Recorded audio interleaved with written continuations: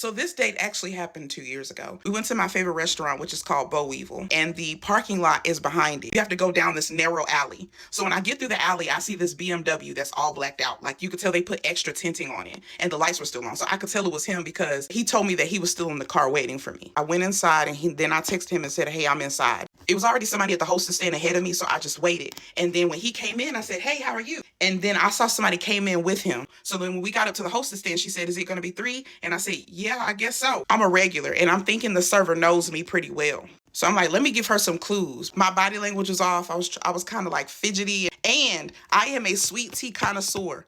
I ordered water.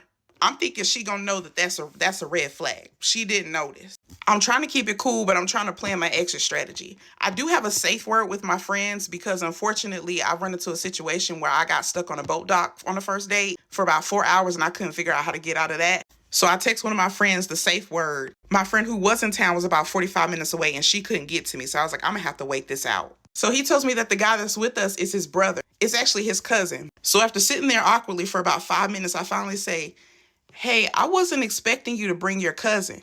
And he doesn't speak. His cousin speaks for him and says, yeah, he can't drive. And I was like, okay. Now, my favorite food from there is pasta. And I ordered like a wrap, which I'm thinking the server's going to be like, wow, you ordered a wrap this time. Are you okay? Nothing.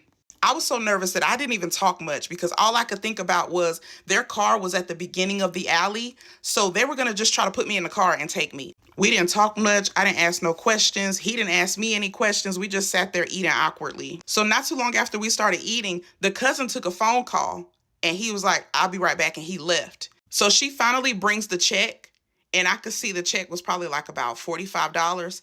And I saw at the corner of my eye, he pulled out his wallet and opened it and it was just a $20 bill. And he was like fidgeting around. And I was like, oh my God, they're about to leave me with this check. But you know what? If they leave me, that's fine. At least I'm not getting kidnapped. Now, when he's looking for the money, I'm looking the other way because I'm not paying. Now, he comes up with the money. I don't know where that other money came from because it wasn't in his wallet when I peeked over. So then we get up to go, and as we're walking out, I'm like walking really fast. And he's like, oh, you forgot your umbrella. By this time, we're outside near the alley. And I'm like, you know what? It's okay. Just forget about it. Because I'm like, I need to get out of here quickly. So he's like, no, just wait. So at this point, I'm waiting in the alley for him to come back. He gave me my umbrella and walked me to the car, and I never spoke to him again. He didn't even reach out to say hi or nothing. I never followed up. I'm anti-ghosting. I do not ghost. But I was like, you know what? If he don't reach out to me, I'm not reaching out to him.